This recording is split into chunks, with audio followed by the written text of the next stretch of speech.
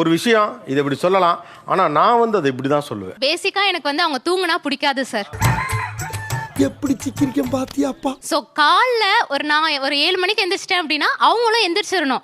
11 மணி வரைக்கும் வாயை பேனு வச்சு தூங்குறத பாரு. மனுஷன் தூங்கிட்டு இருந்தாருன்னா என்ன சொல்லி கலப்பலாங்கிற ஒரு ஆட்டோமேட்டிக்கா நமக்கு ஒண்ணு தோணிடும். கைப்புள்ள இன்னும் ஏண்டா முடிச்சுக்கிட்டு இருக்க? என்னென்ன பண்ண முடியுமோ என் சைடுல இருந்து எல்லாமே பண்ணுவேன் சார். பாப்பு மயக்கமா வருதுடா, கால்ல இருந்து நின்னுட்டே இருக்கேன்டா, எல்லா வேலையும் நான் தானே ஒண்ணு நம்பி தானே கல்யாணம் பண்ணிட்டு வந்தேன்.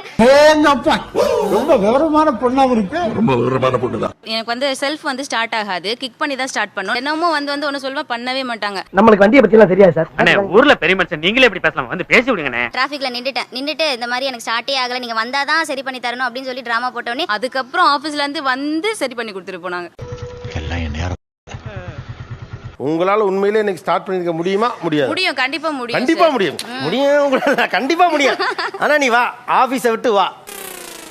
என்ன ஒரு புத்திசாலித்தனம். சார் எங்களுக்கு மேரேஜ் ஆகி 2 இயர்ஸ் ஆகுது. இன்ன வரைக்கும் நான் துணி துவைச்சதே இல்ல. 2 வருஷமா அவங்க தான் அந்த வேலையை பாக்குறாங்க. அப்படியே சொன்னா? ஆமா. ஐயோ, நானே குறை மாசத்துல வந்திருக்கேன், ஏன்னா இந்த மாதிரிலாம் கஷ்டப்படுது. துணி துவைக்க சொன்னதுக்கா? ஏய் அம்மா, என்ன அம்மா நடிக்கிறம்மா நீ? பேசி பேசி சிரிச்சு சிரிச்சு செஞ்சிட்டல. எனக்கு துணி அதே மாதிரி மடிக்க தெரியாது. அடங்கொப்பன் தாமரை பரணில தலைமுழுக. மடிக்க தெரியும், கத்துக்க வேண்டியதானே? அது நல்லா இருக்காது. அது அனாவசியம். கபோர்ட்ல பாக்கும்போது ஒரு மாதிரி இருக்கும், அவங்க பண்ணாங்கன்னா அழகா இருக்கும். நடுவுல காய போடுறதுன்னு ஒண்ணு இருக்கு, அதுவும் அவங்களே செஞ்சிருவாங்க. ஸோ அவர் அயன் பண்ணி கொடுத்தா நல்லா இருக்குமென்ட்டு சோகமா வச்சு கேட்டோன்னே சரி ஓகே பண்றேன் அப்படின்ட்டு போயிடுவார். ஏன் உனக்கு இந்த வேலை? நீ வாங்குற இந்த 10-5 பிச்சைக்கு இது தேவைதான்? என் ஹஸ்பண்டுக்கு எதுவா இருந்தாலும் ஒரு டிராமா பண்ணாதான் புரியும். சிம்ரன்ஸ் என்னடா இது? என்னம்மா இது? அவங்க மரமண்டைக்கு அது வரைக்கும் ஏறவே ஏறாது, இது ஏன்னு தெரியல. பேசிட்டு இருக்கும்போது இடையில ஐயாவா வாடா வாடான்னு எதுவும் சொன்னியா? ஃப்ளோல ஏதாவது வந்திருக்கும். புலவுல கெட்ட வார்த்தை கூட வரும் சில நேரத்துல. ஒரு 1 மந்த் இருக்கு, என் பர்த்டே 2 மந்த்ஸ் இருக்குன்னா நான் 2 மாசத்துக்கு முன்னாடியே ஒரு நாடகத்தை ஆரம்பிச்சிடணும்.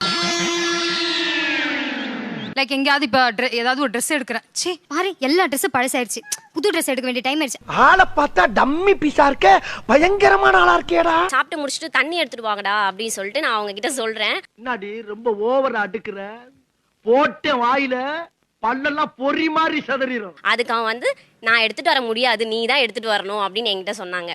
வீரண்டு, நீ எடுத்துட்டு வர வரைக்கும் நான் வந்து மேல படுக்க மாட்டேன், நான் கீழே படுத்துக்கிறேன் அப்படின்னு சொல்லி பில்லோ கீழே போட்டு நான் கீழே படுத்துட்டேன்.